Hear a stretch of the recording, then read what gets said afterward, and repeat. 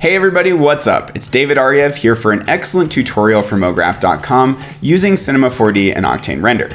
Today we're going to be creating abstract distortions, and by that I mean placing spheres in front of the camera to create chromatic aberration, as well as using toruses with mirror surfaces to bend the fabric of space and time. Trippy, bro! Alright, let's do this.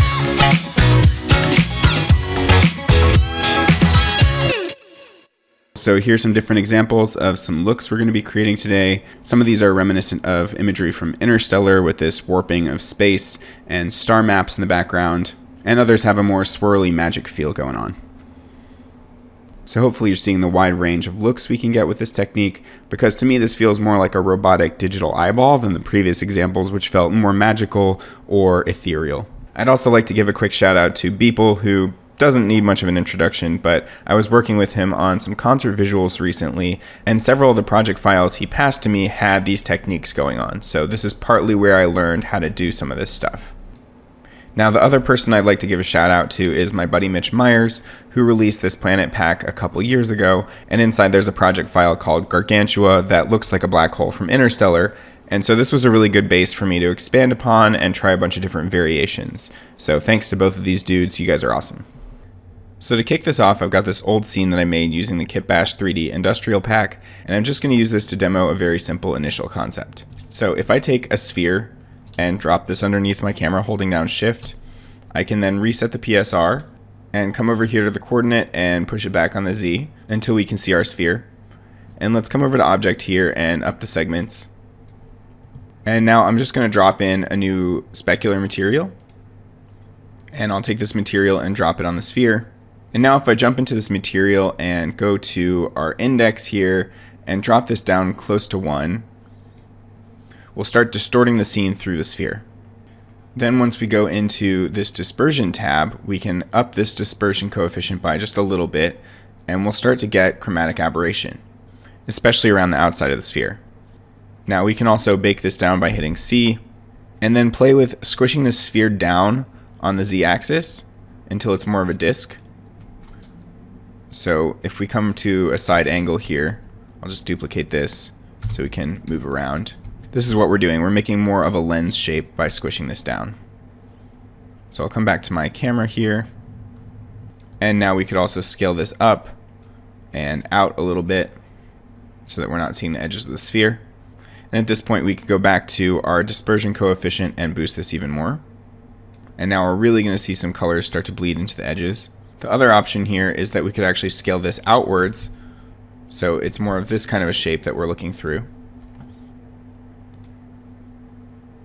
And then we'll have to push it back because now we're inside the sphere. So now we're getting much more intense curvature. Let's try dropping this index down lower to like 1.01. So now that we've stretched this out, we're getting some very intense effects. Let's take our dispersion way back down. So I'll let this refine for a second. So this is probably way more exaggerated than what I would go with in the end, but I want you to be able to see the effect here. So this kind of technique could be used for some in-camera chromatic aberration as well as some unique distortion looks within any scene you want. And now if we turn off this sphere in the viewport, we can navigate around and find a different perspective.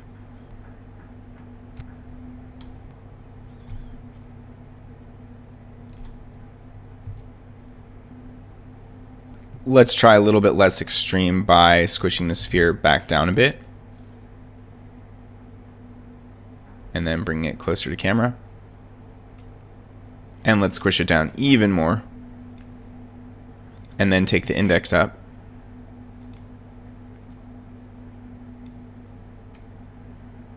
And this is obviously pushing it too far as well, but this is a great way to get some very custom distortion looks. And imagine what this looks like as we're animating along. When it's more of a flattened disc like this, we get this stretching and chromatic distortion much more on the edges, so that's a pretty cool look too. Here's another shot that I'm really liking, and if you imagine this animated, it could be some kind of weird creature vision, whether it's a robot or some other kind of character with vision that's very different from a human's. And this isn't just the kind of stuff you can get with After Effects optics compensation and some chromatic aberration in there, because this is a more realistic simulation of what light does when it bends through a lens element. Alright, so now we're going to take what we just learned and apply it to this more abstract space imagery. We're going to start by recreating this look here. Okay, so let's start with our space backdrop. I'm just going to drop in an HDRI environment right here and come in here and find this texture. So actually, just before I do this, let's look here for star map. And it used to be that you could come in here into Google Images and choose a size larger than some specific file size like 8K or 16K, but unfortunately you can't do that anymore. Super annoying. So weirdly, a good place to do that now is Bing Image Search. And if we come in here into Bing Image Trending and we type in Milky Way Galaxy and then come down here to image size and let's say at least 8,000 pixels by, let's try 2,000 pixels. Now we're getting some cool results. So this one's pretty sweet. And you can see this gives you all the resolution you'd really need to punch in and have this wrap all the way around your scene. So really for flexibility, you want above a 4K image and preferably an 8 or even 16K image. And if we scroll down here, we've got another one at 9600 by 4800 that's pretty cool looking. Quite a bit of resolution too. But the image that I use the very most is not here, so actually I need to type in star map. And if we come over here, it's a little bit faint, but it's this 8K image here. And this is from NASA. And you can see this has tons of resolution and sharpness. So it's a really versatile image. Now back when Google Images actually worked properly, I found a star map that was 16K, that same image. So this one's got crazy good resolution. And then I went and took this version and made it seamless so that we don't have to worry about tiling as much. And I also gave it a cyan tint because that gives us a bit more flexibility with the color. We can hue shift or choose to desaturate. So it's just a bit easier working this way. So I'll provide you the link to this in the description. So now I'm going to just jump into this image texture here and load in my HDRI. Scroll down to Star Map Blue Seamless. Okay, and it comes in looking like this. Let's put an Octane camera tag on here and turn on the camera imager and bring down the gamma a bit. And right now I'm on about a 45mm lens, which is fine. We could widen out if we want to, but instead of widening out, I'm actually going to scale this texture down. So if we jump into our image texture here and hit UV transform, I can just take this scaled down. And now as we're looking around, the texture is tiling and repeating, but we're not really noticing it as much. If I brought in the original here, and let's boost the exposure so you can see this, and I rotate around, you'll notice these seams, and we've got a lot of this weird distortion towards the edges that I painted out. So let's go back. And I think this is a bit too cyan and saturated, so what we can do is we can come down here to Plugins, C4D Octane, and put in a color correction. And then let's just take the saturation down a little bit, and we can shift the hue a little more towards blue. And we could even play with taking out even more saturation. We can also boost the brightness if we want these stars to pop out a bit more, and then again tweak with the gamma. So we could have a look like this with very bright stars and more contrasty. That's actually probably way too extreme. And then we could scale this down even further. So that's kind of a neat look right there, a little bit more contrasty, but I actually think I liked it a bit better with lower gamma and less brightness, maybe 1.5. So that's looking pretty nice. Alright, so now that we've got our star background all set up, let's drop in something that's going to be our emissive object. So again, let's just start with a sphere. This whole tutorial is just spheres and toruses. And let's choose icosahedron so that we get more of an even distribution to the polygons versus before when we have standard, it's pinching towards the top. So icosahedron. And then let's up the segments to something like 100 for starters. And here I'm just going to drop in a displacer. So let's hold down Shift and add our displacer. And let's pause our live viewer here so we can see what's going on. And now let's come down and add a noise here. And let's go back to this mode so we can see what's going on. Obviously, need way more segments. Let's just crank this all the way to 1000. And let's try a different noise type like Luca could work, though that's way too small. So let's crank the global scale. Let's try Hamma. That could work. That's kind of cool, but let's keep going. I think I was having success with Stupel before, so maybe let's try a smaller scale here. So that looks pretty cool to me. I'm just looking for some kind of abstract texture. And now we want this to be animating, so let's take our animation speed up here. And if we right click and say animate, then we can see how fast this is going. Looks like it's going way too fast, so let's try something like 0.25. So that's more like it. And if we play back here, we'll see that it's moving.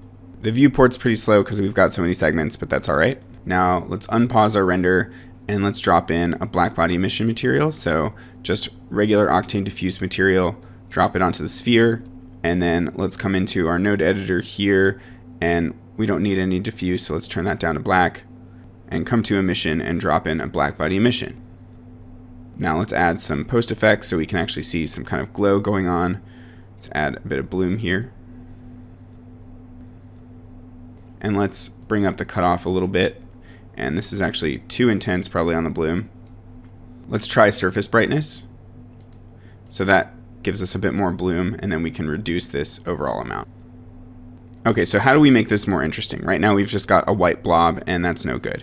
So really we want a way to limit where this black body emission is happening, so it's not over the whole sphere and we're actually seeing the details in our object here. So let's come down and drop in a dirt node, and then we'll put that into the texture slot. And if we right click in solo, we can see what's going on. We're not really seeing much in the way of the dirt texture, so let's ramp this up to 10 and then play around with some of these settings. So let's take the radius up. There we go. And let's take this black body emission down a lot. So that could be cool. We could also invert the normal and get something like that. Okay, and if we crank our details past 1, we'll start to see something happening. That's kind of crunching it in a bit. Maybe our noise and our displacer needs some more octaves. Let's boost this up to 15 or so. There we go. Now we're seeing a lot more detail. Now we could also take this dirt texture and pipe it into the opacity here. And now we're seeing through it. So this just knocks out all the black, and now we've got more of a cloudy look. And in this case, maybe we want to take our object here and boost the height of our displacement up, so we get more kind of spikes and more of a crazy look here. I think we can improve the color by adding in a Gaussian spectrum to the distribution, and then by taking the wavelength down and the width down. So the width is basically the saturation. When we're all the way out here, it's going to be desaturated, and when we come down here, it's going to be much more saturated. So that's getting us some much more intense colors. And then if we come into our camera imager here, we can just boost the saturate to white slider and get some white in these hotter areas. We could also mess with the dirt radius. If we bring this down, we get even more detail. Okay, so this is our first element. Maybe we make another one and scale it down. So we're basically creating spheres within spheres here. And on this inner shell, we can change the type of displacement to some kind of different noise. Let's try electric. That's kind of neat. And let's duplicate our material here and put another copy in there. And then let's reload our scene because it kind of went away. There we go. And now we can modify this material without affecting the other one. So let's jump into our mission here. And let's actually go back to our node editor, get active material. And then in our dirt node here, we can maybe take down the radius to 5 to beef it up a bit. And maybe take our details back down to 3. And here in our displacer, maybe we boost this out even more. Let's try 30. Okay, so these two elements together look like this. We could even maybe colorize this one a bit differently. Let's go back to our active material and just change the wavelength of our Gaussian spectrum here. So maybe this one's a bit more greenish, and we could even scale it up a bit. Alright, and let's create one last central element. Let's turn all these off, duplicate one of these guys, and let's scale this down even more. And let's remember to duplicate our material here, so let's duplicate this out one more time and replace it. And come back to our node editor and make sure to hit get active material so we know for a fact that we're on this one. And in this case, rather than the dirt node driving the opacity and the emission, let's delete this and let's use a different node this time. Let's use a fall off. this is basically a Fresnel, and if we pipe this into the texture slot here, let's reload so we can see what's happening. There we go. So now we're seeing it on the edges of the object here. Let's boost the power. Okay, and now we just want to pipe this into the opacity as well. And now we've got another material that's on the edges and is still emissive, but not the same as the dirt material. We can also mess with the skew factor here if we want to see more or less of this. So that kind of makes it fade away a bit. So when we combine all these things, we're kind of getting a giant mess. I think this is actually a little bit too detailed, and before I had something a bit nicer going on. So let's remember to shift the hue of this as well so that we get something a bit unique. So now it feels a little bit better. There's still too much detail. So maybe we can actually take these displacers here, these two. Let's name this. This is our outer sphere, outer shell. And this is our middle. And this is our inner. Alright, so with the displacer, let's go here into shading, and maybe we do take down our octaves back down to 10. Let's do the same with this one. Another thing we could do to make this less overwhelming in terms of the detail is maybe take the outer layer here and go to our active material, and then take our dirt, and we could try boosting the radius even more. So that just kind of erodes it a bit and feels a little bit nicer. Let's try the same thing with the middle shell, get active material, go to our dirt, let's boost this to 15. Maybe that's too far, let's try 12. Okay, cool. And then with this inner shell, maybe let's try to boost the displacement height even more. So it feels a little bit more like the energy is getting sucked into the middle here. But all this is subject to change until we get it inside of our glass spheres and mirror toruses. This doesn't look that cool until it gets distorted and reflected. All right, so let's drop in a sphere and let's add a bunch more segments. And we'll just scale it up and hit 2 and right click to widen out the camera lens. So give ourselves some more room. Okay, now let's add a specular material and drop that on the sphere. And if you remember from earlier, we want to take the index down to something like 1.01 or 1.02. You can start to see this stretching happening. And now let's see what happens when we add in our dispersion, just a little bit. So we're already getting these cool rainbow streaks. Now we can also make this sphere editable and maybe squash it down, see what happens. And bring it forward in front of our object here. And maybe let's scale this up even more and widen out even more. And now let's raise our index some more.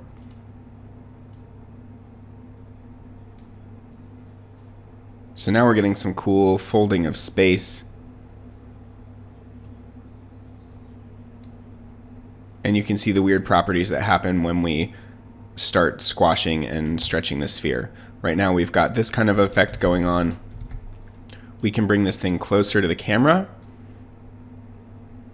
or further away.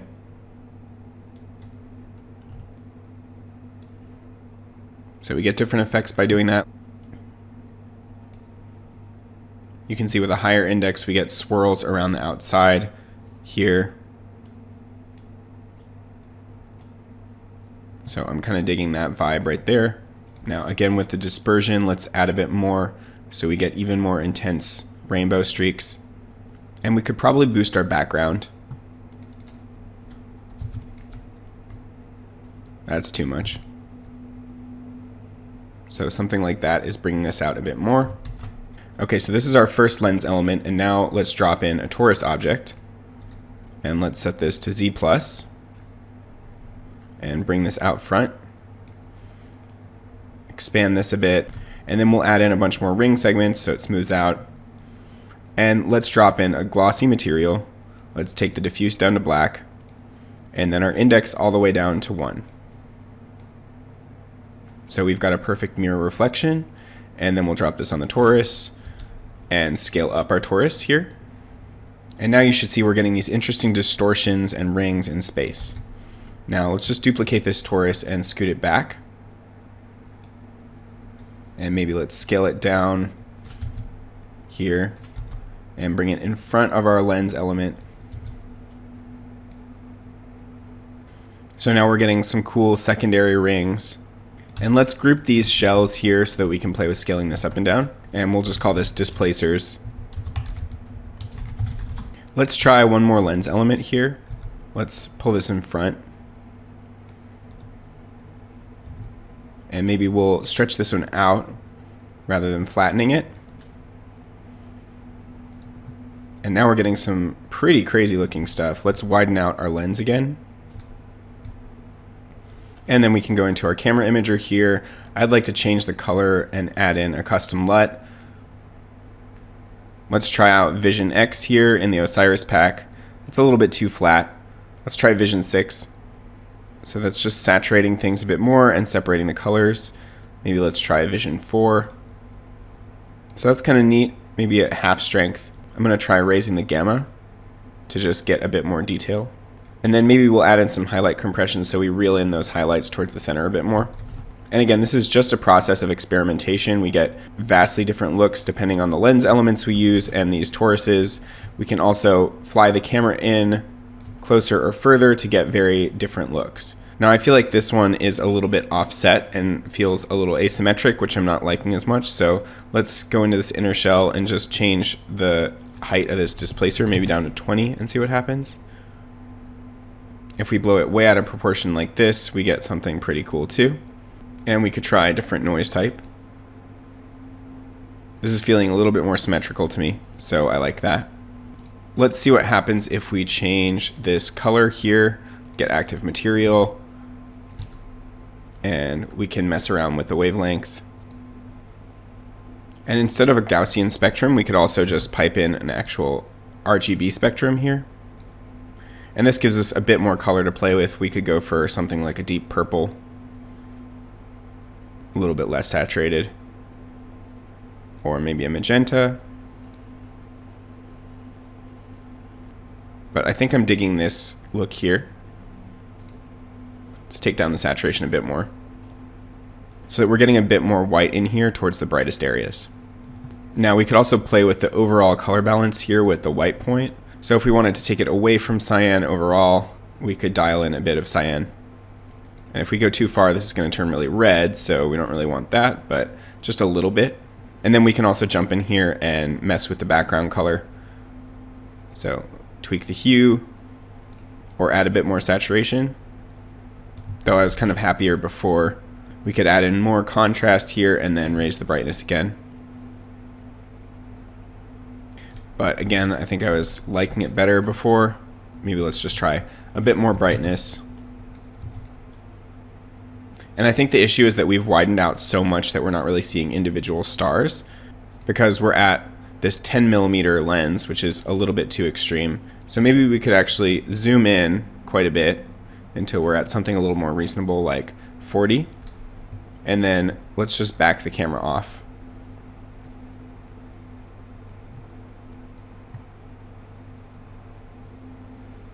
And of course now we're getting something completely crazy and different that I'm not liking at all. So let's undo that. And I just crashed, but that's okay. I just want to point out here that when we move the camera closer and further, we get dramatically different looks. So that's one Z-depth there, and then we keep pulling back. And now we're getting this insanity. So just animating this value here, you get some very unexpected results. And we could even do this one more time and duplicate another sphere here and bring this closer. And immediately we're getting something pretty wild. So maybe this is too much diffraction going on. Let's create a duplicate of this material and swap it up here so we can play around with different levels of the index. So this is yet another parameter you could be animating here.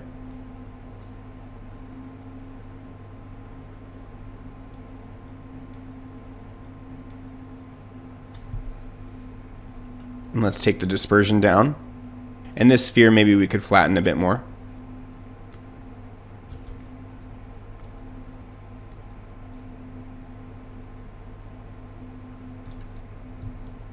Though I think this is getting a little too crazy, so let's go back and delete this. Maybe we add in another Taurus and pull this one up front. Scale it down.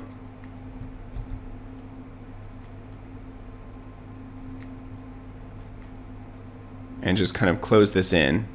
And it feels like we've gotten off center, so let's just check everything here.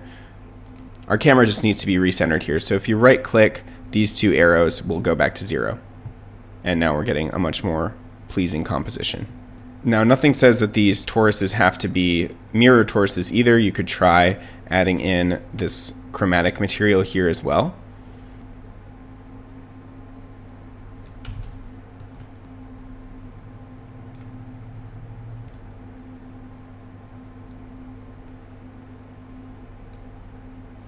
And this is really just about playing until we find something that we like. So there's a lot of creativity and unexpected stuff going on here, which I find really fun. All right, let's cut this off for the time being. One thing I'm not liking about the background is that we can't see any individual stars at this point because we're on such a wide lens. I think we're all the way at a 10mm lens, which is super, super wide. So let's go in here and basically scale up the background.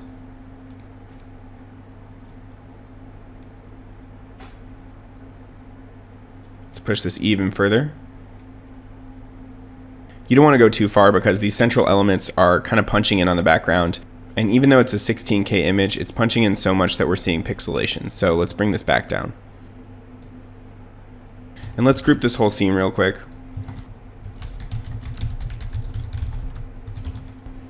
And turn it off so we can just take a look at the background.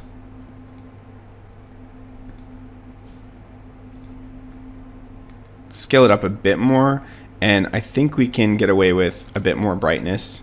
So let's just boost the brightness to 4 and change the gamma until we're just seeing something more like that.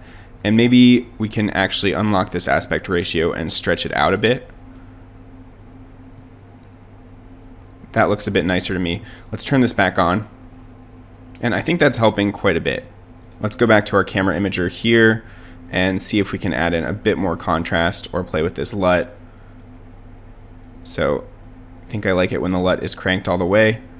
I feel like some of these colors are getting a bit too saturated, so if we dial this down a touch, it feels a little bit more sophisticated to me. I think we could play with the gamma as well. Maybe gamma down and exposure up. And then more highlight compression. So that's introduced more contrast. I may have pushed it a bit too far. So let's go back just a little bit. All right, so I'm into that look. Let's scale this down to see our full scene here because we were actually cropped in a bit. So let me widen this out and then bring this up to 0.8 or so. This is getting a bit weird in here. I'm seeing some artifacts on the edges, and that might be due to not having enough segments in this torus. So let's come in here and find the culprit. And one question is this torus even doing anything here? Yeah, that's definitely doing something. So we'll leave that guy. Okay, but this one could definitely use, let's up the pipe segments. Maybe that's the issue. Yeah, that fixed it. So if we hit NB, we can go back and see that these pipe segments are along this axis, and it just didn't have enough. Before it was just causing this reflection to get pretty geometric looking, so we just want to have an even number of segments on both parameters. So let's do the same with this one just to be safe, and up the number of pipe segments here as well. Okay, so this isn't identical to the scene that I showed you previously, but it's pretty cool in its own right, and it's along the same lines. Now that we're here, I'm going to go about animating this guy. And in this case, I just want some ambient, slow-moving visuals. I don't need it to move really quickly, so I don't really need any keyframes. I can do this whole thing with vibrate tags. So the first thing we can animate is the actual camera. The thing is that I want to add keyframes to the position, because when we add vibrate tags, when the animation loops around, it can stack on the previous values and we can get really far off the original coordinates. So just adding some static keyframes prevents the vibrate tag from doing that. So let's right click and go to Cinema 4D tags and then vibrate. And let's enable position. And let's set the frequency down to something like 0.2. And we don't want it to be on the X, we want it to be on the Z. So let's try 200 for starters. And I'm gonna pause this so that we can see what's happening. And our scene is pretty slow because of these displacers, so let's just turn these off for the time being.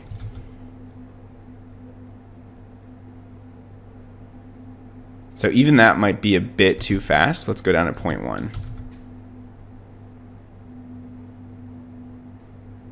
I think that could work. And now let's turn off these outer spheres and toruses just so we can see what's going on. And I think temporarily, to speed things up, we can take these segments down to 100. So now we're actually seeing some animation. And then let's create another camera here just zoomed in so we can see what's going on. So these will be evolving in terms of their animation, but I'd also like them to be rotating. So let's just start with the inner shell here. So this one's the one that's more blown out in terms of its displacement height. Let's pop on a C4D vibrate tag here, and let's just enable rotation, and we'll just go 360 by 360 by 360, and let's do a speed of 0.1 for starters. So even that's too fast. Let's try 0.03.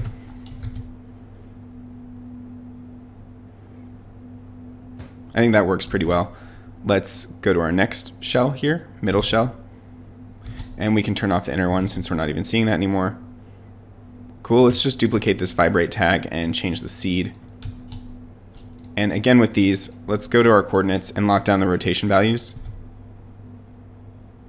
Okay, this one's not rotating fast enough, so let's go 0.1.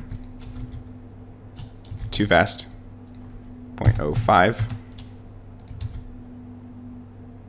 Still maybe too fast. Maybe we're actually good at 0.03. Let's change the seed. I think that's pretty good. Let's duplicate this again, change the seed again, check out our outer shell. And I think this should work fine. Let's remember to set these back up to 1,000 segments. And then turn them all off.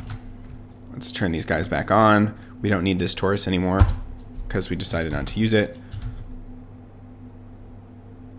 And we're also in our super zoomed in camera, so let's pop back here. And we basically want to reuse this vibrate tag from the camera, so let's pop that onto our spheres and toruses here. And let's also remember to lock down our coordinates here so that nothing's getting out of control. And now it looks as if all the animation has stopped, but that's because we're on the same random seed as all the rest of these guys. So what we can do is we can actually select all of these right now and go to our seed and type in num, and that is going to pull the object's index and use that as the seed. So we'll get unique seeds for all of these. So now you can see this has a seed of 0, 1, 2, 3, and this one should be 4. So now if we play back,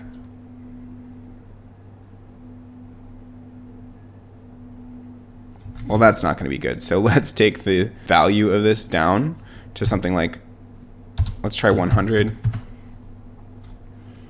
We could even do maybe 50 and then do a higher frequency for these.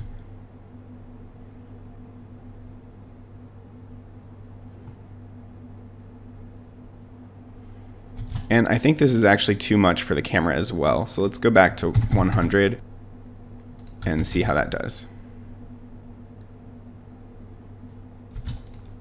Maybe even 50.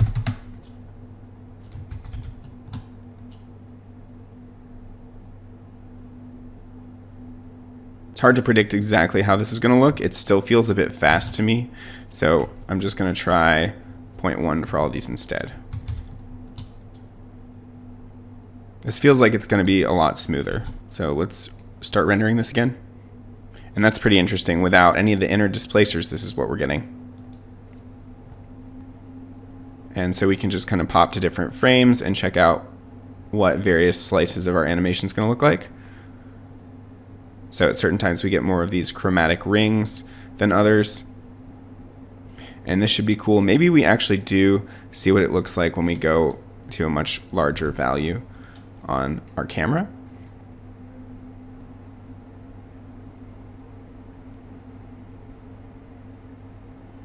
And I'm noticing this stretching here again with the Torus. So let's make sure our object is set to enough pipe segments here and enough ring segments. Let's just go 500, 500, and same thing here. Don't want to take any chances there. And the last thing that I'd like to do is come into our Octane sky here and all the way into the transform tab, and we can just really subtly keyframe the rotation, or rather X transformation, of this HDRI in the background, and that's going to allow this all to move a lot more. So let's go back to frame 0, add in a keyframe to transform it on the X, go to the end,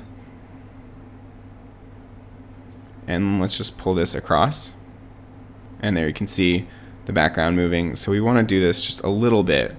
And let's go animation, show track, and make sure that this is linear. I don't want any easing on that. All right, and for starters, I think I can get away with just like 100 samples to test this out and make sure that our camera animation or the animation of these Toruses isn't too extreme. So let's go here into our settings and just type in 100 for the samples. And as usual, I'm in path tracing with GI clamp set to 1. So I'll just set this going and I'll get back to you.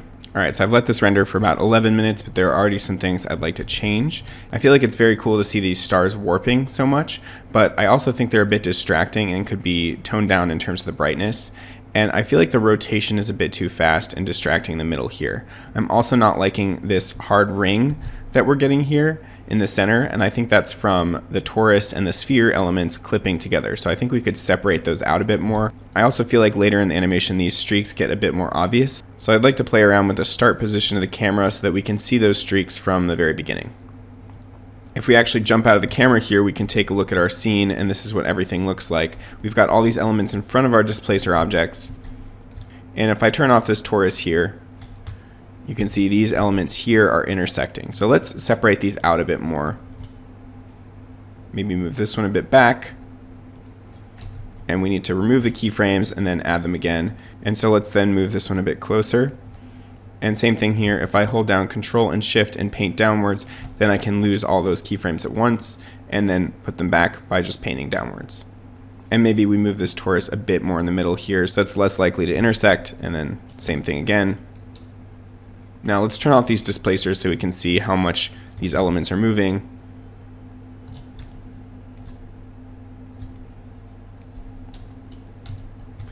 So that should work okay. These don't ever actually touch. And then this outer torus here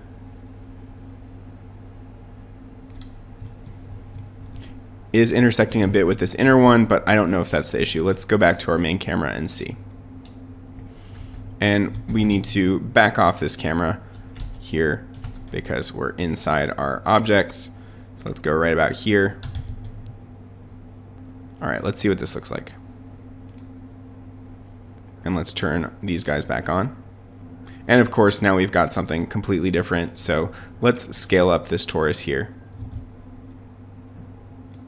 So that's more what we're looking for. Let's also play around with the Z distance. We're getting some really neat rainbow effects here. I'd like to see if we can enhance this in here. So let's turn this sphere off for now. And let's scale this sphere up. So that enhances that a bit more. And if we boost the dispersion, now we're getting some pretty cool colors. When we bring back the torus, and maybe we actually bring this a bit forwards, so it's not clipping the other torus, and so that when we move closer and further, we get more of that parallax shift between the two torus objects. And again, I'd like to bring the brightness of this down. Let's try 2.5, and then maybe gamma up a little bit. Oh, and we forgot to turn on this other sphere, so that's completely changing everything. But maybe we don't need that guy. Let's mess around with shifting this thing forward and back a bit more. That's cool. Let's flatten it down a bit more. Let's turn it off for the time being so we can focus on this first, because maybe we cranked the dispersion too high.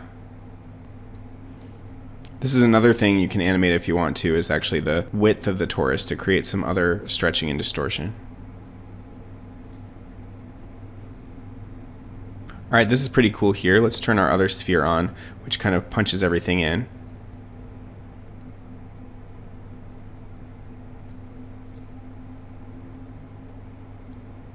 I like this secondary stretching here. And the more you squish this sphere, the more enhanced that becomes. And maybe what we need to do is actually boost the black body emission in the center here.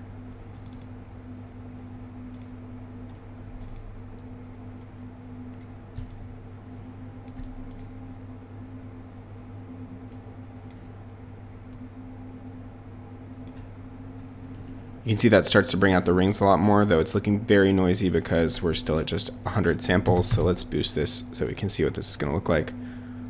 I think it's too much here, so let's bring this back down, but maybe just boost it a little bit up to something like 10.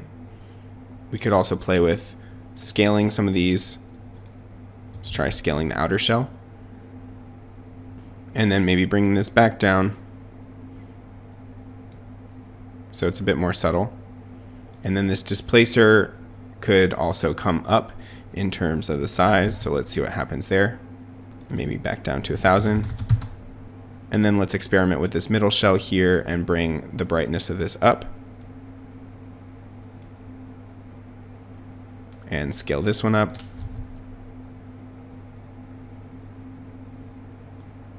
It's looking pretty cool. Let's bring the brightness a bit down. So we're still getting the most intensity at the center. I think I went a bit too far on this outer shell, so let's try scaling that back in. And then boosting the brightness again. Get active material. That's starting to look nice. Let's go back to this inner shell and get active material. And then boost the brightness of this one. Let's try boosting the exposure overall a little bit. And then again, let's scrub to different areas of the timeline to see what's going on. It's looking pretty cool to me overall, though maybe I want to raise the saturation back up to 1 so that we emphasize this rainbowiness in the center a bit more. And as we scale this all the way down to 0,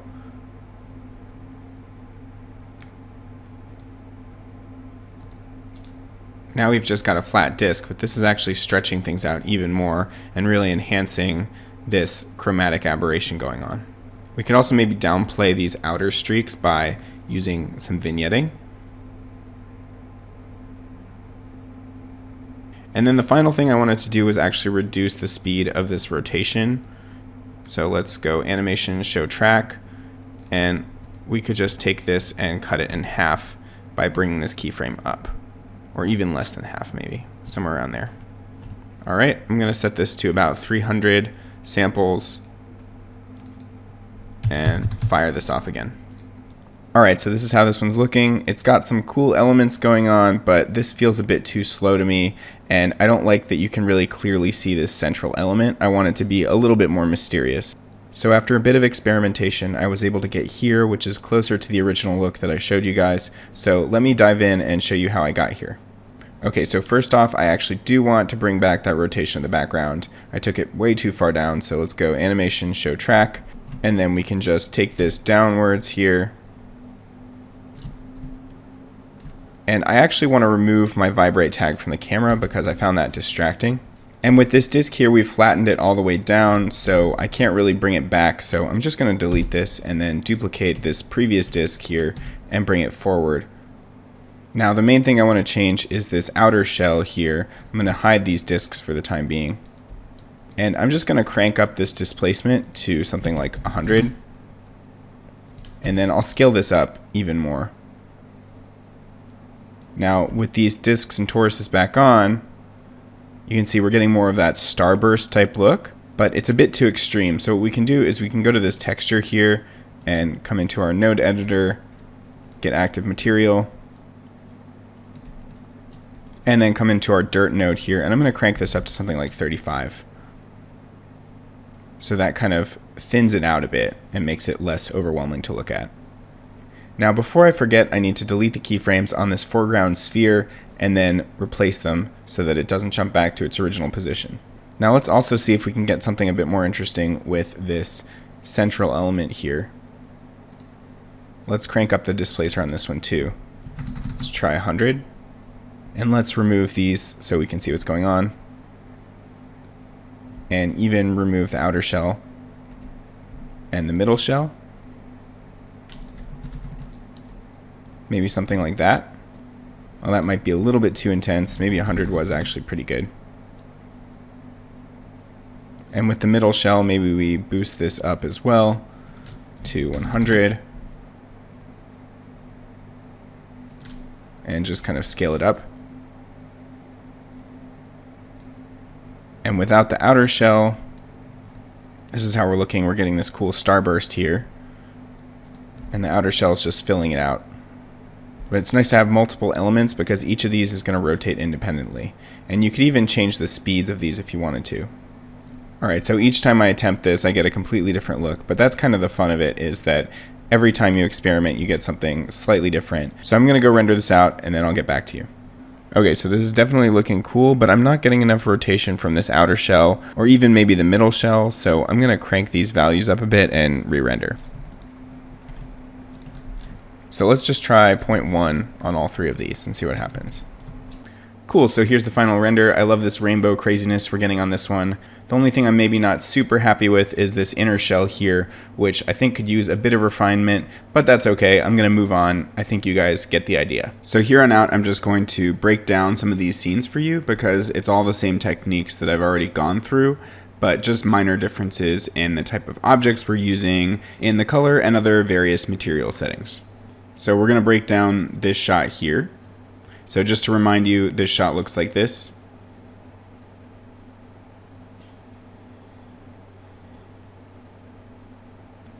And I'm going to come up here to options and untick check camera so that we can take a look at this scene from the side here. So one of the main things that's different is that we've got this cylinder that's refractive. So if we turn this off here, you can see just how much the scene changes. So it's just a cylinder with no caps. And it's got this glass material on it with the index set to 1.6 and a dispersion coefficient. Now this is actually animated, so if I right click and go to animation show track, we can look and it's just kind of oscillating slowly over the course of the scene. With these keyframes, I've got it set to functions, track after, offset repeat after, which allows this animation to continue. And all that's doing, if we come to one of these keyframes, for instance, and I crank up the dispersion, it's almost as if it zooms in. It kind of creates this breathing effect that I find really cool. So that's another really great parameter to animate when you're making these. Now, if we hide this cylinder, there's also this big sphere here. And without that, say we're showing only the cylinder, you can see it gets a little bit overwhelming in terms of the number of rings that are being repeated here. So the sphere helps kind of dampen that all down. So both have the same texture. Now if I lose both of these, this is what we've got. And this is just a reflection from this big torus here. So let's turn off this mirror torus so we can take a look at the rest of the scene. And by the way, we're still doing the same thing with vibrate tags. It's just frequency of 0.2, 100 centimeters on the z-axis. And I think that's true with most of these here. So for this, we've got several displacement objects, and they're not actually all inside each other. We've got two groups. So here I've got this outer close, and if I turn this off, you can see there's a bit of a smoother shell inside it. But because these are all semi-transparent, you're able to see these guys in the back through this one. And again, these just have various noise shaders. This one has an electric noise. This one's got stupil. And these others are all stupil as well. This one has two displacers on it. So this one's a much larger scale that creates larger displacements at 1438, and this one's smaller at 255. I'm going to turn all these objects back on. The last thing I'd like to point out in this scene is that if I give myself a bit more room here, I've got some pretty strong white point adjustments on. So if I take this down, and I need to actually turn back on check camera for this to read. So if I take this down to white, you'll see we'll get the color back.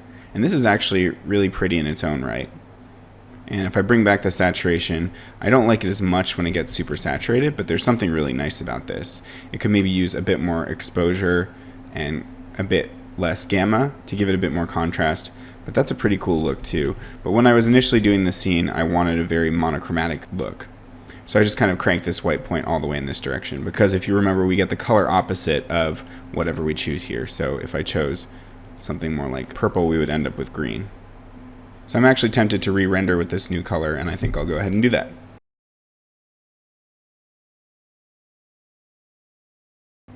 Alright, so this last project file has a bit more complexity, but the underlying principles are all the same as what we've already seen.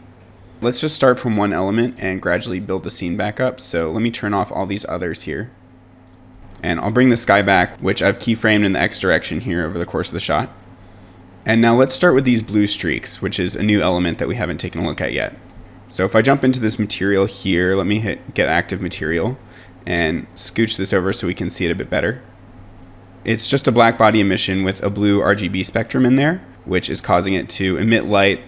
And without this opacity map here, it's just going to be blown out. So let me put this back in opacity. And I'll include this texture in the project file, but it's just this dot streak texture here. And if I zoom in here, there's just some nice little details going on. But overall, pretty simple. Now the tricky thing here is if I were to drop in a disk like you'd be tempted to do, and let's just orient this so it's facing in the Z direction and scale it down. And then you would bring up the inner radius to something like that. If we took this same texture and popped it onto this disk, this is what we'd get. So let me widen out here so you can see, and I'll reduce the black body emission as well. So this isn't mapping correctly, even though it's set to UV mode by default. So rather than going in and UV unwrapping this disk, what we can do is we can just drop in a Torus. And I'll just set this to +Z, scale it way down. And let's just line it up so it's similar to what we had before. So here's this Torus. We'll scale it out and then up. And we could just give it a bunch more segments here. Now if I use this texture on the Torus, it's got the UV layout that I'm looking for already that follows the radius of this disk shape. And then the next step would be just coming in here and squishing it down. So let's hit C to make it editable and then just scale it down to 0 on the Z axis, holding down Shift. So we hit that 0 point. And now we can go in and mess with the scale of the texture. So actually let's just hit Get Active Material here and go to our transform and play around with the scale until we lose those brighter spots and keep these details instead. And you can see at certain points we get a bit of a hard line, so we want to kind of avoid that by just scaling it until we don't really see that anymore. So 2 seems to be a good value for that. Another way you could do the same trick is by grabbing a sphere, scaling it down, and changing it to a hemisphere. And then we would want to rotate it 90 degrees on this x-axis here, hit C to make it editable, and then delete a couple rows of polys. And then similarly, we would grab this, scale it into 0.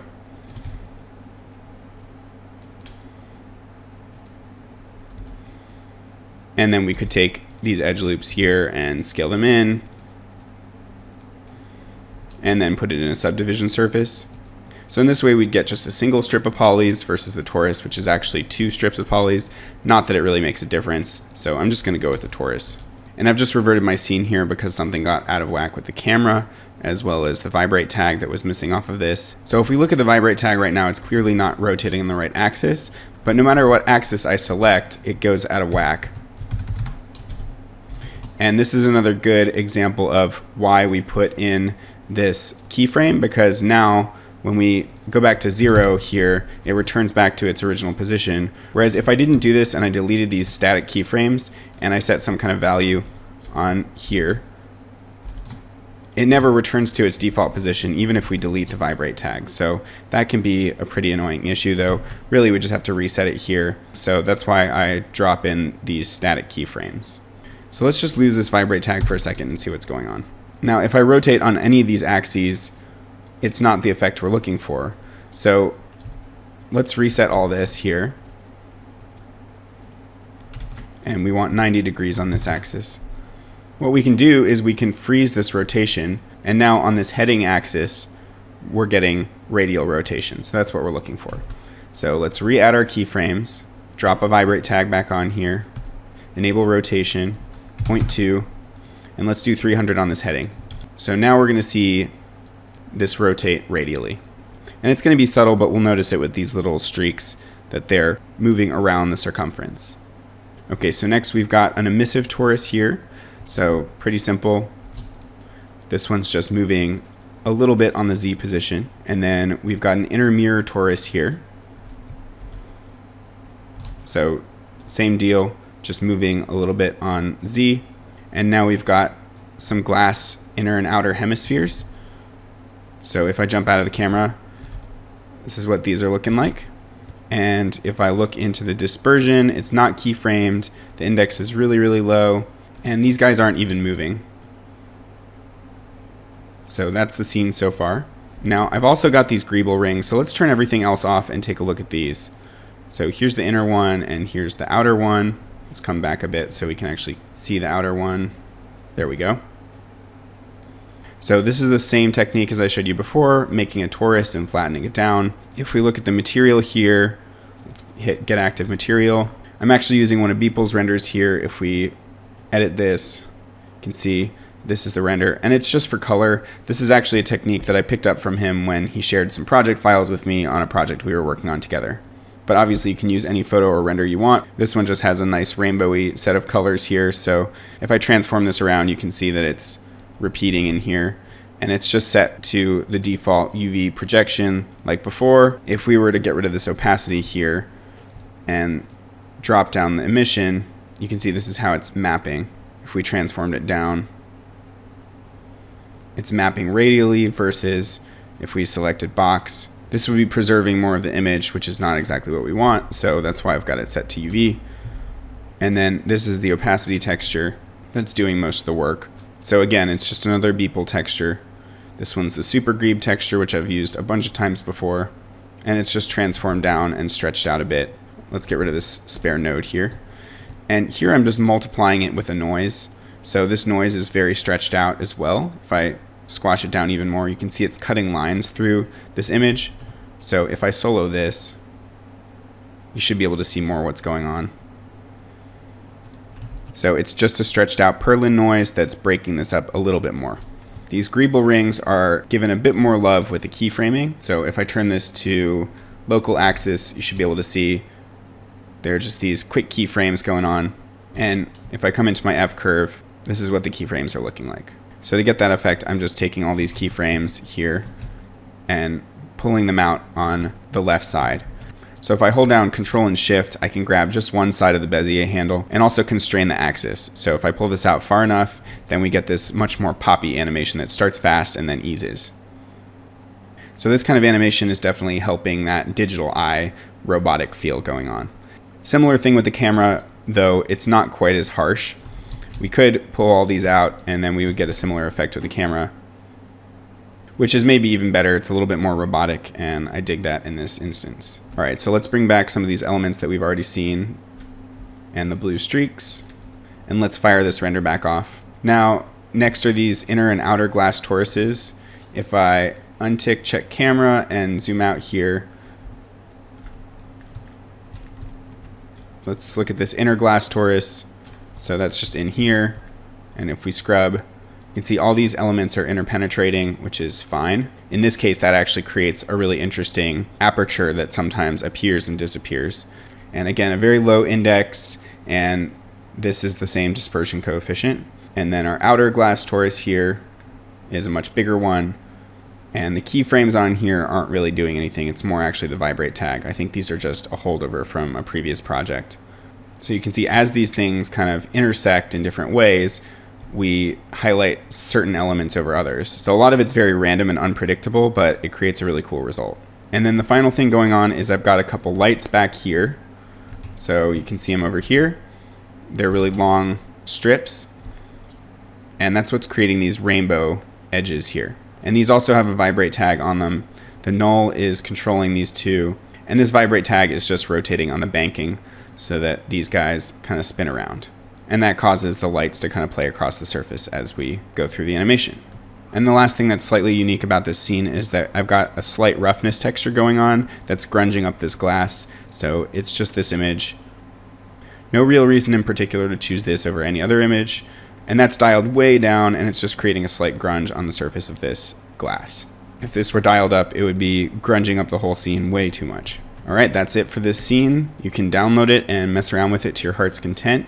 And let's just take a look at the final render one more time. Hopefully it's clear that there's a ton of versatility in these techniques, and that should give you the creative freedom to go ahead and make this thing your own. I also hope that you picked up a whole bunch of techniques for both Cinema 4D and Octane Render along the way. Alright, well I'll catch you all next time. Bye-bye now.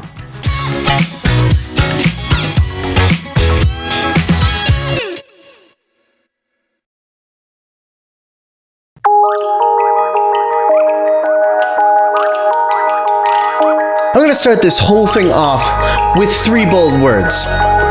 Houdini is easy.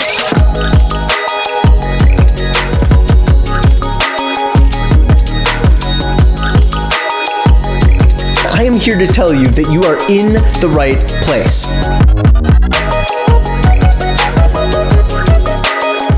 Stay tuned. Do some particle simulations, some fluid simulations, just all the simulations. Let's just run this again. For all of you who are like me, who love computers and graphics and animation, you got this! An introduction to Houdini for motion designers and Cinema 4D artists looking to expand their skills. My apologies for the lame recording. I'm making this up as I go. You really do need to know what this stuff is to do the cool things. Sooner or later, your brain is going to start making connections. You came, you conquered, you saw. And congratulations for making it this far. Why didn't I know this existed? Cheers.